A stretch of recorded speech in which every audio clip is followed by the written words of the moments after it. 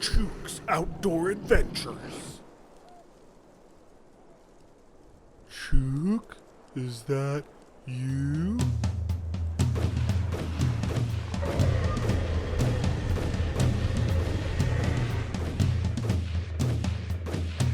No! F***ing Chuke!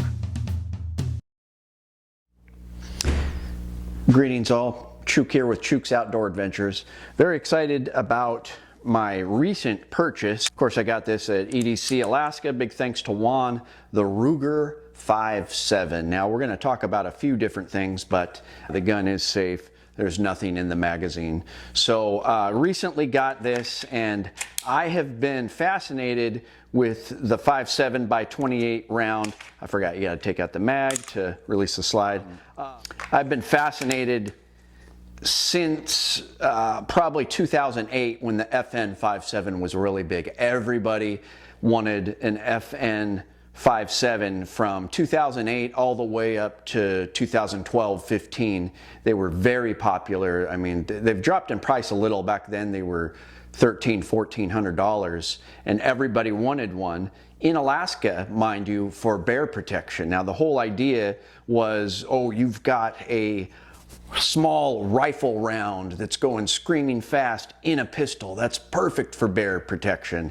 And once I saw the rounds and how teeny they were, I wasn't as impressed, but we'll talk about that some more. But anyways, that is why the FN 5.7 was so popular in Alaska for the longest time. Now I'm seeing more 10 millimeter, 460 Roland, other things. But people still like this gun in Alaska for a variety of reasons, but we are going to talk about how it would do for bear protection, because that's always a theme that I like to focus on. But first of all, I got the gun. I'm very impressed with it. I'm a FN guy. I'm a big FN. I reviewed the FNX Tactical 45 recently, loved it. The Scar 17 was probably the highlight of my collection. I love the Scar 17. I'm gonna get another one. It doesn't get better with battle rifles as far as I'm concerned, but I have to say that I would rather have one of these than the FN 5.7. It's newer technology, first of all. The price is about half of what you would pay. I paid roughly $600 for this Ruger 5.7. And it just works, and there have been some problems and malfunctions with the FN 5.7. But that being said, there's a bunch of differences. I'm not going to compare everything. I'm just going to go into this. This thing is pretty sweet. It fits my hand good, but you'd think that handle would be very long with these, you know, rifle-like rounds. It looks like a cartoonish ejection port is so long there, but it's very thin. It feels like a SIG P220 or something. It just fits my hand great.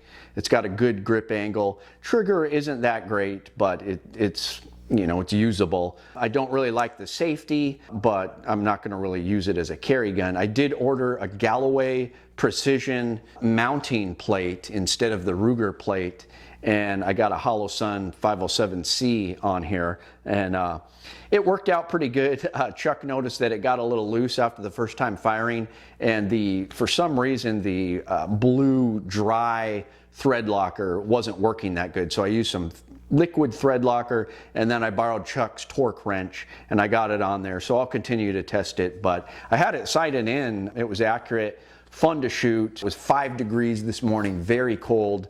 I did have a couple malfunctions after like the 4th mag at the beginning of the mag, but that was because of my famous limp wristing. I was trying to do the fancy thing where I'm holding the phone and shooting, and I think that's what happened when I attempted to do it one-handed. But then after a while I got in my rhythm and emptied the mag, so it was fine. So that was the only problem, but I'm pretty sure I limp wristed it. It could have been the temperature, who knows. But I'm really happy with it. The only ammo I have right now, ammo is really hard to get right now for the 5.7 by 28 especially, so that's a little disappointing.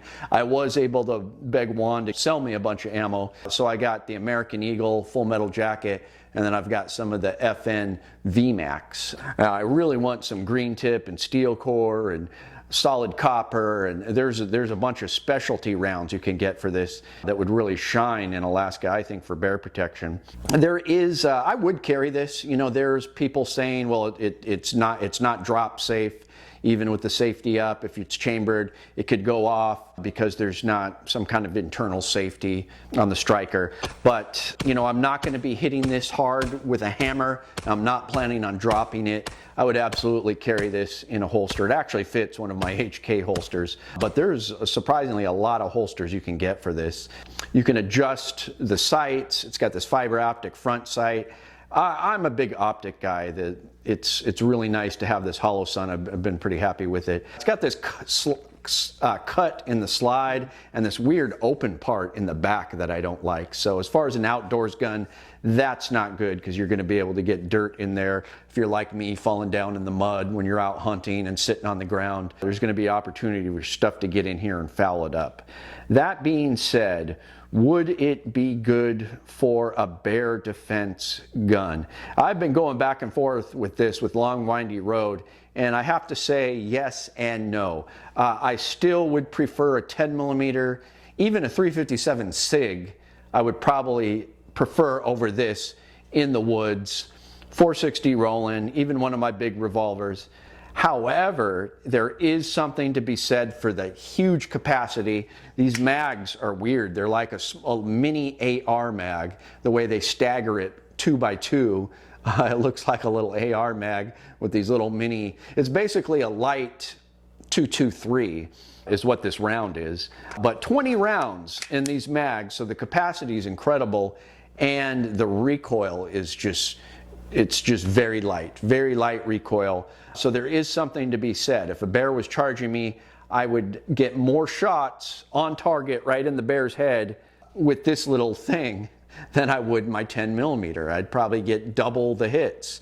And these bullets are going screaming fast. Now, if you had the steel core, or, you know, the real penetrating rounds, that's what you'd want. There's some rounds that are upwards of almost 3,000 feet per second, supposedly. You know, the rounds I'm shooting were rated for 2,100 feet per second. Very fast still, but they're very small, teeny little 40 grain pills. But you look at some of the damage. Me and Chuck are going to review this and do some tests, but you look at some of the damage some of the other channels have done, it's pretty impressive. When you got that kind of velocity.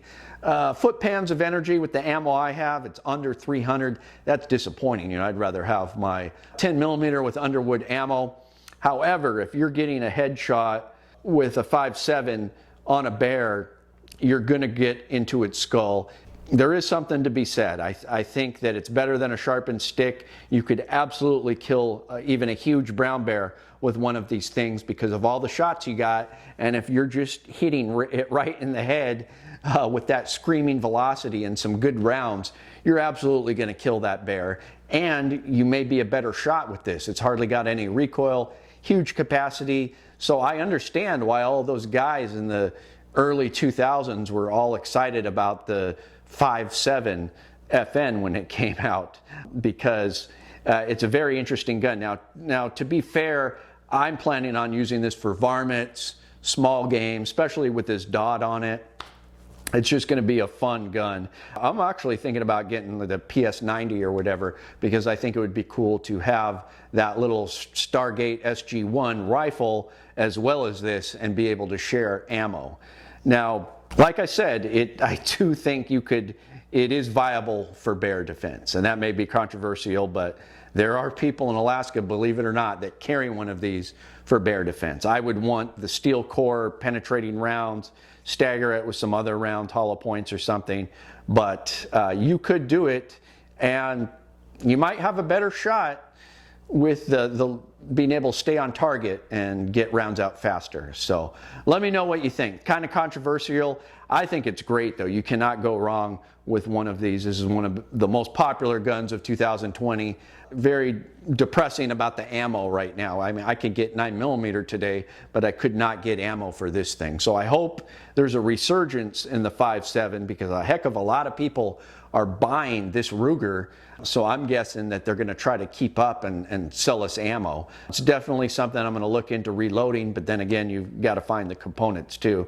And hopefully I could get some steel core or something, really good copper bullets to reload with. So let me know what you guys think. I'm very excited about the Ruger 5.7. I think it's a great Gun for Alaska, like I said, I'd rather have a 10 millimeter, 45 Super, 460 Roland, but if that's all you had, you could make do with it, absolutely. And I think it's a great gun. It's a lot of fun. Pick one up if you can. Thanks, guys. Please like, share, and subscribe. Help me out on Patreon if you can. Chook, your friend in the field. My name is Chook. I like to trade my guns just for fun, but now I have none. Oh, no, get shot by a bear, but I don't care. I got a 10 millimeter. Chook's Outdoor Adventures. Watch you all die every time.